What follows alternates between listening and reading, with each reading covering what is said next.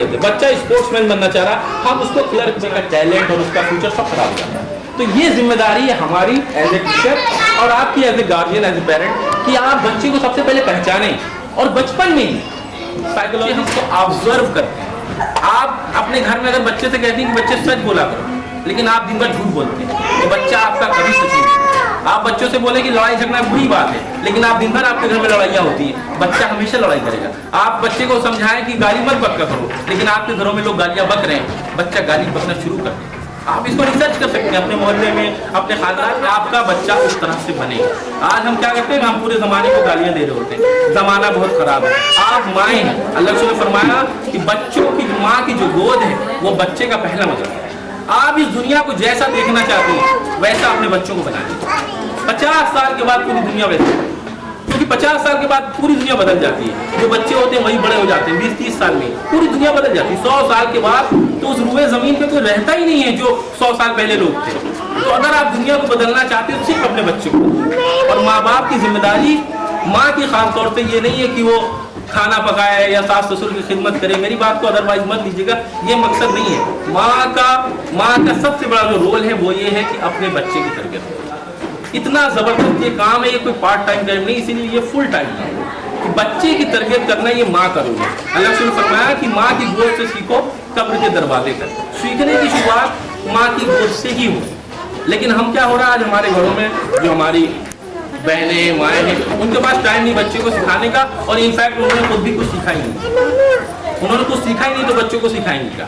तो इसलिए बहुत ज़रूरी है कि माँ भी अपने आप को अपडेट करें, पढ़ें, किताबें पढ़ें और अपने बच्चों की तरबियत करें। जैसा भी आप अपने बच्चे को बनाना चाहती हैं, आपको पहले अपने घर का माहौल वैसा बनाना पड़ेगा, फिर आपका बच्चा वैसा बनेगा। और दूसरी चीज़, आपको इस बात को हमेशा ध्यान रखना है कि आपका बच्चा दूसरे तमाम बच्चों से अलग है, उससे उसका मुकाबला करना, किसी से उसका कंपटीशन कराना, आप अपने बच्चों के मोरल को तोड़ देंगी। सबसे नुकसानदेह साइकोलॉजिस्ट के मुताबिक बच्चों के जहन पर जो असर होता है वो इस बात को होता है जब उनका कंपेरिजन किया जाता है और उनको लानत किया जाता है कि देखो फलां के बच्चे ने ये किया, तुमने कुछ नहीं किया, उसने ये किया, तुमने कुछ नहीं किया। क्योंकि बच्चा डिफरेंट है। आप जानवरों को देख लें, आप ना कितने जानवर हैं। अब अगर हाथी बंदर की तरह पेड़ पे चढ़ना चाहे तो क्या होगा, टूट जाएगा, हाथ पर उसका टूट जाएगा। क्योंकि अल्लाह ताला ने बंदर को अलग बनाया, हाथी को अलग बनाया, हिरन को अलग बनाया, भालू को अलग बनाया, सबकी अलग सलाहियतें हैं। और जो काम एक जानवर करता है वो दूसरा नहीं करता। लेकिन हम इंसानों की ये बदनसीबी समझ लीजिए, ये लाइल्मी समझ लीजिए कि हम क्या करते हैं कि हम सब कुछ करना चाहते हैं। अगर एक डॉक्टर कामयाब हो गया तो पूरा शहर डॉक्टर बनना चाहता है। अगर एक इंजीनियर कामयाब हो गया तो पूरा शहर इंजीनियर बनना चाहता है।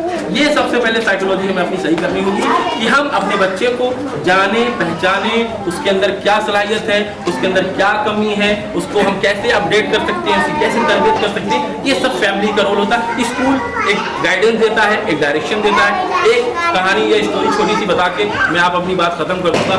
थॉमस एल्वा एडिसन का नाम आपने सुना होगा, बहुत बड़े साइंटिस्ट गुजरे हैं पूरी दुनिया के। वो ये जो बल्ब आप देख रहे हैं उन्होंने ही बनाया, और 1000 बार वो फेल हुए बल्ब बनाने में। 1000 के बाद जब 999 के बाद जब 1000वीं बार वो रिसर्च कर रहे थे तब ये बल्ब बना। और इसके सिवा कम से कम 1000 से ज्यादा उन्होंने इंस्ट्रूमेंट्स बनाए हुए हैं। सिर्फ ये बल्ब तो उनका बहुत मशहूर हुआ। ये जो बिजली का बिल लगा होता है मीटर, आप सोचिए कि बिजली को पैसे में बदल देता है, ये भी उन्होंने ही बनाया। तो जैसे पहले जमाने में लोग गाना सुनते थे, ग्रामोफोन, सबसे बड़े साइंटिस्ट के रूप में देखा जाता है। लेकिन जब वो छोटे थे, वो जब 4, 5, 6 साल के थे, तो जिस स्कूल में वो पढ़ते थे उनको स्कूल से निकाल दिया। उनके स्कूल से निकाल दिया और उनको, उनके जो प्रिंसिपल थे, उनको एक लेटर लिख के दिया बच्चे को कि अपनी मम्मा को तुम ये जाके दे देना।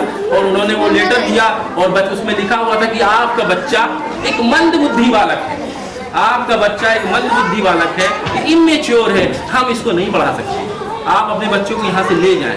वो बच्चा लेटर लेके आया, बच्चे को पता नहीं था इसमें क्या लिखा हुआ। उसने अपनी अम्मा को लेटर दिया और लेटर लेने के बाद जब उनकी अम्मा ने वो लेटर पढ़ा तो रोने लगी। तो उन्होंने पूछा कि अम्मा क्या हुआ, आप रो क्यों रही हैं? तो उन्होंने कहा इसमें लिखा हुआ है कि आपका बच्चा पढ़ने में बहुत तेज है और इसको किसी अच्छे स्कूल में लिखवाएं। हमारा स्कूल थोड़ा छोटा है, थोड़ा कमजोर है, हम आपके बच्चे के इल्म की या सलाहियतों के मुताबिक इसको तालीम नहीं दे पा रहे हैं, इसलिए आप इसको किसी अच्छे स्कूल में इसका एडमिशन करवाएं। उन्होंने इतना कह के खत रख दिया और अपने घर में अपने बच्चे को पढ़ाना शुरू किया और इस कदर पढ़ाया कि वो मंद बुद्धि बच्चा थॉमस एल्वा एडिसन बन गया। फिर उनकी माँ का इंतकाल हो गया, उसका सामान उन्होंने सब अपनी यादों के लिए लपेट के रख दिया। वो कहते हैं जब मैं 50-60 साल का हो गया, फिर मैंने एक दिन अपनी अम्मा का सामान खोलना शुरू किया तो मुझमें वो लेटर मिला, और जब मैंने वो लेटर पढ़ा तो मैं रोने लगा। ये माँ थी जिसने एक मंद बुद्धि बालक को थॉमस एल्वा एडिसन दिया। तो ये असल चीज़ है, माँ का रोल जो है बहुत ज़बरदस्त रोल होता है। माँ की पर्सनालिटी, माँ का कैरेक्टर, माँ की फिक्र ही बच्चों को दुनिया बदल देती है। आप देखें अब्दुल कादिर जिलानी रहमतुल्लाह अलैह का किस्सा सबने सुना होगा कि उनकी माँ ने कहा था झूठ मत बोलना, डाकुओं के सामने भी उन्होंने झूठ नहीं बोला, और पूरे सारे जितने डाकुओं का काफिला था वो सब मुसलमान हो गए। अल्लामा इकबाल की माँ रहमतुल्लाह अलैह, उन्होंने अपने बच्चे को कभी अपना दूध नहीं पिलाया क्योंकि उन्होंने बात का डर था कि जो उनके शौहर हैं कहीं उनकी कमाई के अंदर कोई हराम की मिलावट ना हो जाती हो, इसलिए उन्होंने जिंदगी भर बकरी का दूध पिलाया। तो ये माँ ही है। बहुत सारे और किस्से हैं, क्योंकि टाइम नहीं है, ऑलरेडी बहुत ज़्यादा लेट हो चुका है, तो मैं मुख्तसर अपनी बात खत्म करता हूँ और आप लोगों का एक बार फिर से शुक्रिया अदा करता हूँ कि आप लोग यहाँ आए और हमारे इस इनविटेशन को एक्सेप्ट किया और हम हमारी हौसला अफजाई की। आप लोगों का बहुत बहुत शुक्रिया।